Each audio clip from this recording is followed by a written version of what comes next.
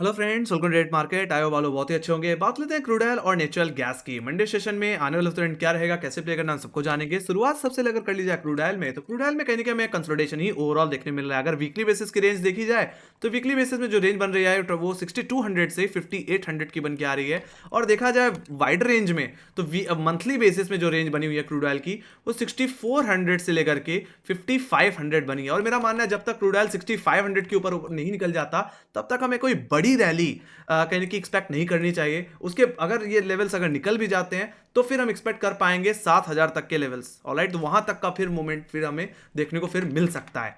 हालांकि यहाँ पे जो अनसर्टेनिटी और जो कंसोलिडेशन बना हुआ है वो कुछ फंडामेंटल न्यूज़ की वजह से बना हुआ है। सबसे बड़ा जो यहाँ पे रीजन है वो है रेड सी का जो कॉन्फ्लिक्ट चल रहा है उसकी वजह से, जिसकी वजह से सप्लाई में कहने की प्रॉब्लम आ सकती है।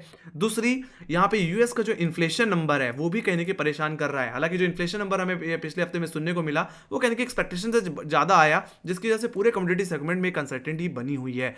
जिसके चलते हम ये एक्सपेक्ट कर सकते हैं कि जो इंटरेस्ट रेट जो कि 31 जनवरी में होना है, एग्जैक्टली डिसीजन जो आना है उसमें हो सकता है इंटरेस्ट रेट को स्टडी रखा जाए। कोई यहाँ पे जो रिडक्शन है या मैं कटौती की बात कर लूँ वो कि उसकी उम्मीद कहते कि मुझे कम लग रही है फिलहाल। हालांकि पॉवेल ने अपनी कमिटमेंट में ये कहा था कि 2% का जब तक इन्फ्लेशन नहीं आ जाता तब तक इनके इंटरेस्ट रेट में कोई कटौती हो सकता है देखने को ना मिले। इस चीज़ में कोई ढिलाई मेरा मानना नहीं होगी। तो जिसके चलते कहीं क्रूड ऑयल में थोड़ी अनसर्टेनिटी बनी है। और तीसरा रीज़न ये भी है कि यस, हालांकि ये पॉजिटिव यहाँ पे एक न्यूज़ आई है जो कि है चाइना की तरफ से। चाइना सीपीआई जो नंबर्स थे वो कहीं ना कहीं हमें बेहतर देखने को मिल रहे हैं पिछले महीने के कंपेयर में, जिसके जो कि एग्जैक्टली सेकंड कंज्यूमर है। एंड डेफिनेटली इसके चलते क्रूड ऑयल को थोड़ा प्राइस बूस्ट मिल सकता है। Let's see. हालांकि जब तक टेक्निकल साथ नहीं देंगे तब तक यहाँ पे थोड़ी अनसर्टेनिटी बनी रहेगी। और मेरा मानना है जब तक क्रूड ऑयल 6400 से 5500 की रेंज में बना हुआ है तब तक मेरा मानना है यहाँ पे क्रूड ऑयल को में एक लेवल बेस्ड ट्रेडिंग ही करनी चाहिए। ऑलराइट, तो ये बात होगी इसकी। Let me go to technical levels. Technicals को अगर देख लिया जाए तो मंडे की जो रेंज रहेगी वो सेम ही रहेगी जो कि मैंने पिछले हफ्ते की रेंज में बताया था, 6200 से लेकर के 6000 की। जिसमें अपर लेवल्स को अगर डिस्कस कर लिया जाए तो 6200 का लेवल सबसे बड़ा कॉलेटर का लेवल, तो वहीं पे सेकंड हर्डल जो रहने वाला है वो रहेगा 6233 का लेवल जो कि फ्राइडे का हाई है। फर्स्ट अटेम्प्ट में आपके लिए यही जोन एक सेल जोन की तरह काम करेगा, क्योंकि जिस तरह से हैवी कॉलेटिंग हो रही है और जिस तरह से रिजेक्शन हमें देखने को मिला क्रूड ऑयल में, उस हिसाब से ये हमारे लिए अभी भी एक बहुत बड़ा हर्डल रहेगा आने वाले हफ्ते में। एक वीकली रेजिस्टेंस की तरह कह सकते हो आप। यहाँ पे एग्जैक्टली क्रूड ऑयल का 50 डे एक्सपोनेंशियल मूविंग एवरेज भी आता है जहां से डॉट लेवल से हमने रिजेक्शन देखा। बाकी अगर क्रूड ऑयल में एक आवरली क्लोजिंग मिल जाती है 6233 के ऊपर तब हमें थोड़ी सी रिकवरी देखने को मिल सकती है, जो कि ले जा सकती है यानी कि 6336 6400 के जोन में, जो कि एग्जैक्टली इसका मंथली हर्डल है, जिसका रेफरेंस मैंने कहीं ना कहीं 26 दिसंबर के हाईज और कहीं ना कहीं 1 दिसंबर के लेवल से ले रखा है, एग्जैक्टली एक मंथली हाई से। ऑलराइट, तो वहां तक के स्विंग प्ले कर सकते हैं। बाकी जैसे बोला कि 6400 के ऊपर एक क्लोजिंग की जरूरत है। 6400 पे क्या आता है इसका 100 एमा, एंड डेफिनेटली थोड़ा सा ऊपर चले जाए तो 200 एमा भी आता है। तो अगर वो जोन अगर होल्ड हो जाता है वीकली बेसिस में तो हम एक्सपेक्ट कर सकते हैं कि फिर 6600 के लेवल भी देखने को मिलेंगे, जो कि एग्जैक्टली कहने की 30 नवंबर और कहने की 13 नवंबर का हाई है। और हो सकता है 7000 के लेवल्स की तरफ फिर जाता हुआ दिखे। तो वहीं पे अगर हम लोअर लेवल्स की अगर बात कर लें तो यहाँ पे 6000 का लेवल सबसे ज्यादा पुटराइटिंग होल्ड करने वाला लेवल है, और यहीं पे फ्राइडे सेशन में सपोर्ट लेते हुए देखा, और यहीं पे इसका 20 डे एक्सपोनेंशियल मूविंग एवरेज भी देखने को हमें ओवरऑल मिलता है। तो कहने की मैं तो ये कहूंगा अगर 6000 के करीब में खुले फ्लैट खुलता है तो यहाँ पे आप फर्स्ट डिप को आप बाय कर सकते हैं, 6000 के लेवल से बाय कर सकते हैं, और नीचे 20-25 पॉइंट का एक स्टॉप लॉस लगा करके अपसाइड को दोबारा प्ले कर सकते हैं। बाकी मैंने रेफरेंस के लिए यहाँ पे एक राइजिंग ट्रेंड लाइन का भी सहारा ले रखा है, जो कि कहीं ना कहीं 8 जनवरी के लोज से हैं, और हमने 11 जनवरी को भी इसी ट्रेंड लाइन पे सपोर्ट लिया, और फ्राइडे सेशन में भी ऑलमोस्ट इसी ट्रेंड लाइन के ऊपर क्लोज हुए हैं। बाकी अगर इंटरडे कोई बिकवाली आनी हुई तो 6000 के लेवल का ब्रीच होने का वेट कर लेना। अगर ये लेवल टूट रहा है तो फर्स्ट टारगेट जो आपके लिए बन जाएगा वो बन जाएगा 5933 का लेवल, जो कि कहीं ना कहीं 11 जनवरी का लो है। वहीं पे सेकंड टारगेट जो बन जाएगा वो बन जाएगा 5800 का लेवल, जो कि वीकली बेसिस में सबसे बड़ा सपोर्ट जोन है। तो आप एक बार के लिए 5800 के लेवल से बाई करके चल सकते हैं। बाकी हाँ, अगर क्रूड ऑयल 5800 के ऊपर होल्ड करने में कामयाब कामयाब नहीं होता, जो कि 3 जनवरी का लो है, तो फिर ये कमजोरी बढ़ सकती है। फिर ये कमजोरी सीधे इसको मंथली सपोर्ट जोन पे लेके जाएगी, जो कि 56.75 से लेकर के 55.50 के रेंज में आता है। ऑलराइट, तो वहां तक का डाउन मूव फिर कहेंगे क्रूड ऑयल में ओवरऑल देखने को मिलेगा। हालांकि फिर मेजर रिकवरी जो आ सकती है वो फिर इसी जोन से आ सकती है। ऑलराइट, तो ये बात हुई गाइस क्रूड ऑयल की। बाकी मैंने बता ही दिया है कि जब तक इस वाइडर रेंज के अंदर फंसा है तब तक लेवल बेस्ड ट्रेडिंग ही करना कहीं कि क्रूड ऑयल में बेहतर होगा। So let me go to option data. Option data को अगर देख लिया जाए तो गाइस ऑप्शन डेटा में कोई बदलाव नहीं है। 6200 का लेवल अभी भी सबसे बड़ा कॉलेटर का लेवल है। यहाँ पे 11,000 का ओआई बिल्डअप है, ऑलमोस्ट 12,000 ओआई हो गया है। बाकी लोअर लेवल्स में देखें तो सबसे ज्यादा कॉलेटिंग जो होल्ड कर रहा है वो सीधे 6000 पुट राइटिंग जो होल्ड कर रहा है वो 6000 के पुट ऑप्शन है, जहाँ पे 6200 को आई है और उसके बाद 5900 का पे के लेवल्स पे जहाँ पे 6600 को आई बना हुआ है। तो एक तरह से 5900 और 6000 आपके लिए सपोर्ट की तरह, तो हायर लेवल्स पे 6100 और 6200 एक रेजिस्टेंस की तरह काम करते हुए दिखेंगे एज पर ऑप्शन चेन। ओवरऑल जो ट्रेडिंग रेंज रहेगी आने वाले हफ्ते में वो 6200 से 5900 की रह सकती है ऑप्शन डेटा के हिसाब से। बाकी टेक्निकली ये रेंज 6200 से 5800 है। ओके, सो ओवरऑल जो व्यू यहाँ पे बन के आ रहा है, जिस तरह से हाई लेवल्स पे कॉलेक्टर फिर से प्रेशर बना रहा है, उस हिसाब से यहाँ पे जो व्यू है वो कहने की न्यूट्रल से थोड़ा सा निगेटिव होता दिख रहा है। ओवरऑल मेरा यहाँ पे जो टेक्निकली रेंज को देख करके मानना है वो एक कंसोलिडेशन का है। तो एक तरह से क्रूड ऑयल में कंसोलिडेशन ओवरऑल रह सकता है। Let me go to inventories. Inventories ने भी कुछ खास साथ नहीं दिया, हालांकि सप्लाई थोड़ी बढ़ के आई है। यहाँ पे 1.33 मिलियन बैरल की सप्लाई है, जो कि फोरकास्ट से काफ़ी ज़्यादा है। हालांकि मैंने कहा भी था कि पिछले 2 हफ्तों में जिस तरह से सप्लाई कट ऑफ देखने को मिल रहा है उस हिसाब से सप्लाई बढ़ के आ सकती है, जो कि बेहतर एकदम सही रही और यहाँ पे सप्लाई बढ़ के भी आई। ये भी एक कंसर्न है जिसकी वजह से क्रूड ऑयल में थोड़ी अनसर्टेनिटी बनी हुई है। ऑलराइट, तो ये बात हो गई गाइज क्रूड ऑयल के इन्वेंट्रीज की। ओके, अब बात करते हैं नेचुरल गैस की। तो नेचुरल गैस में कहने की हमने एक अच्छी खासी तेजी देखी, और जैसे मैंने बोला था कि 240 का लेवल अगर निकल जाए तो ये तेजी कहीं इसको 200 एमए की तरफ लेके जाएगी, जो कि 250 का लेवल है।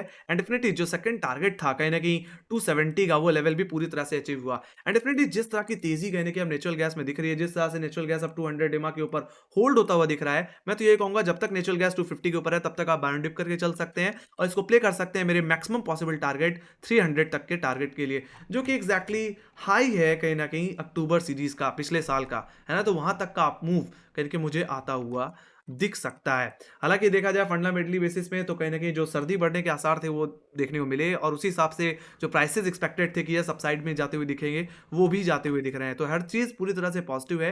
Let me go to some technical levels. कल के मंडे सेशन की जो रेंज है उसको समझ लेते हैं। जो रेंज जो बन के आ रही है वो बन के आ रही है 280 से लेकर के 260 की, जिसमें अपर लेवल्स को अगर डिस्कस कर लिया जाए तो 278 280 जो कि कहीं ना कहीं फ्राइडे का एक एवरेज हाई है, जो कि एक अच्छी पुट राइटिंग होल्ड कर रहा है, यही आपका फर्स्ट हर्डल रहेगा।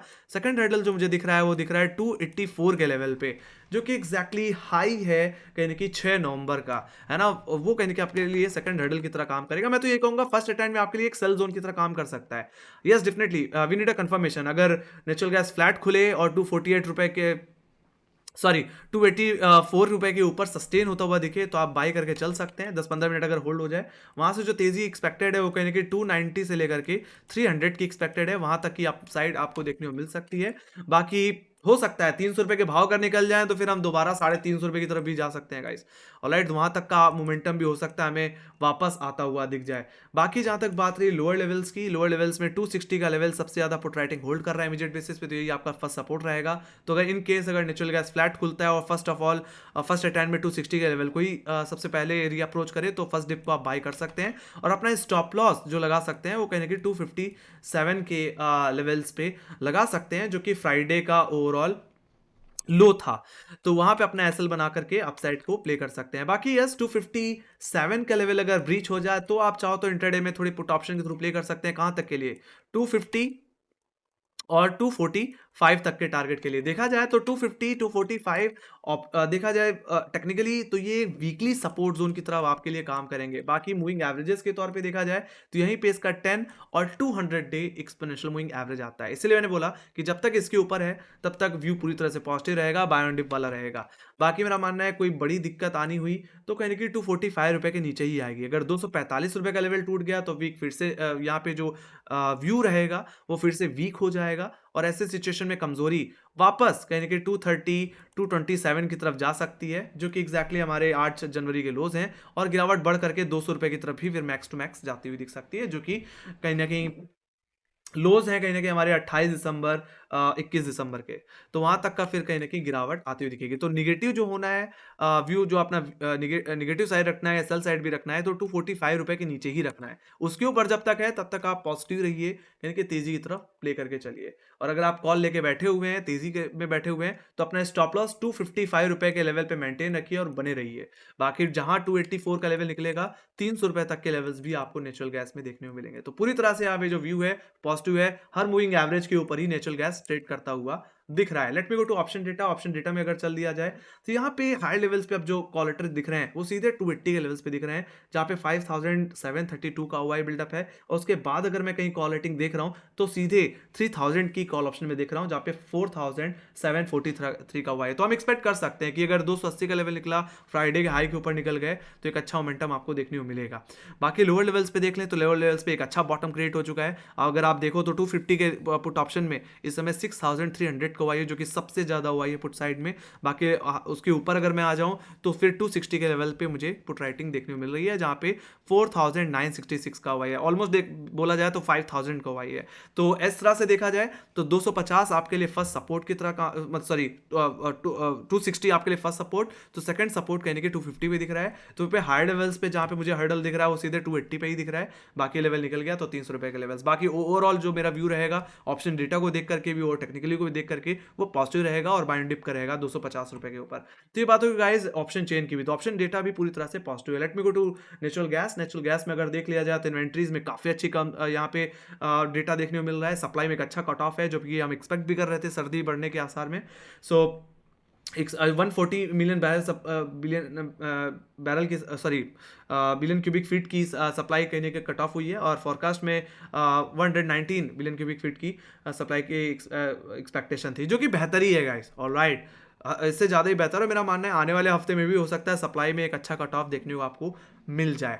ऑलराइट, तो मेरा व्यू यहाँ पे नेचुरल गैस को लेकर के पूरी तरह पॉजिटिव है। अदर साइड क्रूड ऑयल में देखा जाए, तो व्यू पूरी तरह से न्यूट्रल है और कंसोलिडेशन में वहाँ पे देख रहा हूँ। तो आई होप आप लोगों को एनालिसिस समझ में आई होगी, मजा आया होगा। तो make sure like share subscribe जरूर दबा दो। 90% लोग हैं जो सब्सक्राइब बटन नहीं दबाते, जल्दी दबा दिया करो गाइस। इसी तरह हम इस कंटेंट लेके आते रहेंगे, सपोर्ट करिए। बाकी यस, हमें फॉलो कर सकते हैं इंस्टाग्राम, ट्विटर, फेसबुक और टेलीग्राम पे, जहाँ पे मार्क्स रिलेटेड अपडेट्स शेयर करते रहते हैं, specially in Twitter and Telegram. वहाँ पे हम क्रूड ऑयल और नेचुरल गैस का डेली चार्ट शेयर करते रहते हैं गाइस, 3:30 बजे 4 बजे के बाद। ऑलराइट, बाकी कोई फीडबैक है या कोई क्वेश्चन है या कोई सजेशन है, तो आप कमेंट सेक्शन में लिख के जरूर चल सकते हैं। वहाँ पे भी आप कोई क्वेश्चन रह गया हो तो पूछ सकते हैं। ऑलराइट, सो इसी के साथ guys, thank you very much for watching. Bye guys, take care guys, bye bye.